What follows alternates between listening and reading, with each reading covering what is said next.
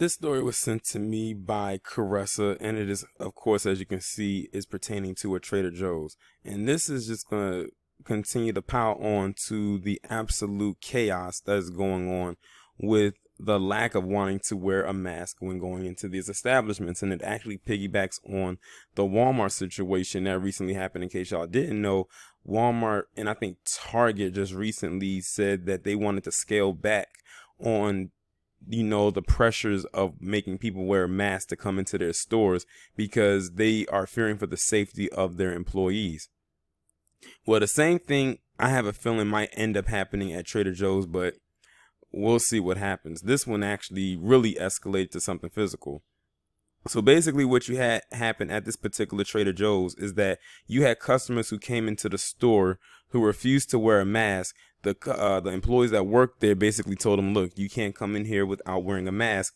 The customers took it a step further, got physical with the employees, so much in fact that one of the employees that they got into it with actually had to be sent to the hospital for injuries they suffered from the customer.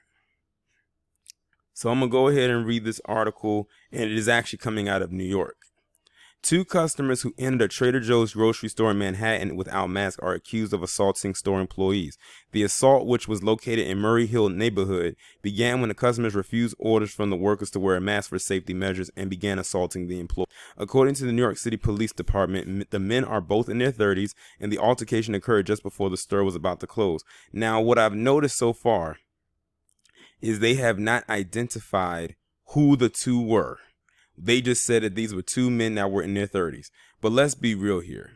Let's be absolutely real here. All the altercations that have been occurring with this mass situation have been predominantly done by both by both white men and women. Let's just be real here. So 9 times out of 10, that's most likely who did it.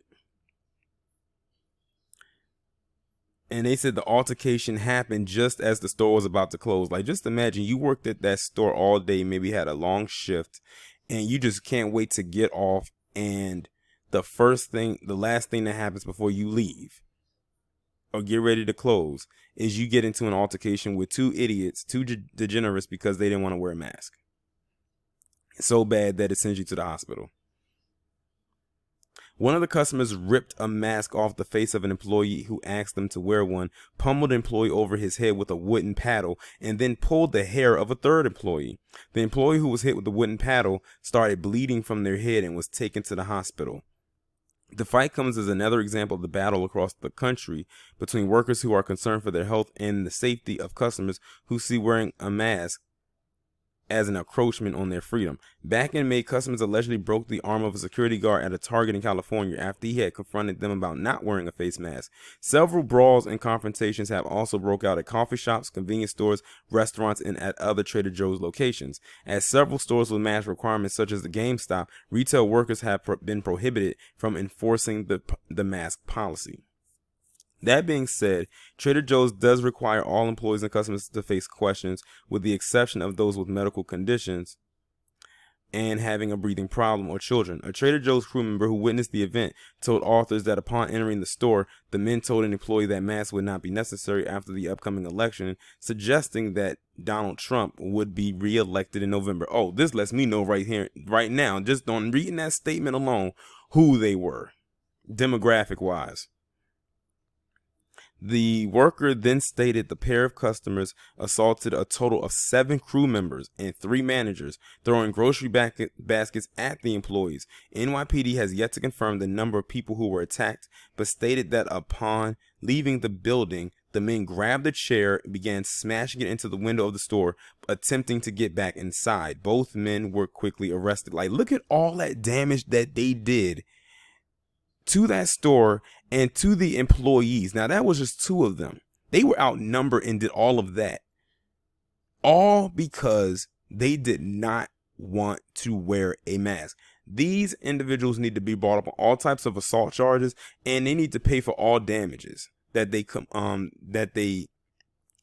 committed at this store. That is absolutely barbaric, and I already know, just by me saying that, I already know what y'all gonna say in the comments. According to Vice, the two employees asked to remain anonymous in fear of retaliation from Trader Joe's for speaking about the incident. They noted the store has not acknowledged the incident, which occurred on July 14th, in order to not scare away the customers. Well, that says a lot about Trader Joe's. They actually care more about their company than the well-being of the people that keep their company moving, and that's their employees and their customers. But in this case, their employees. Like, here I am thinking that this thing happened maybe this week, and I'm recording it on July 28th. This happened 2 weeks ago. And they said that they were scared to even say anything because of retaliation from the company. So it's like nobody was on their side. Like they was attacked by these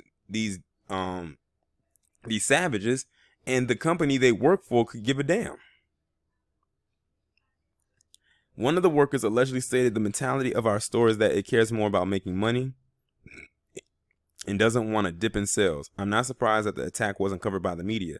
They didn't want people to be afraid to come back into the store. It says the CDC recommends people wear face masks or face covering to slow down the spread of the virus. As of July 27, 2020, the following stores require face masks, and I'm not about to read all of those stores. It's too many to name. But that's wild. Like, they didn't have any protection from the store. They didn't have any protection at all. That's why it's probably going to get to the point where they're going to have security at a lot of these places that usually would not have security at all. That means palm colored. They're going to start putting security in suburbia. You know, the places where they say, oh, this kind of stuff doesn't happen here. They used to get me when I was a kid, or when I was younger, when I used to hear on the news and white people was getting on the camera. That's kind of stuff that doesn't usually happen here. This one pandemic, this one virus has exposed many of them, and not in a very good light. Like I said, this was absolute barbaric, savage behavior, not becoming of a quote unquote human being. They did all of that.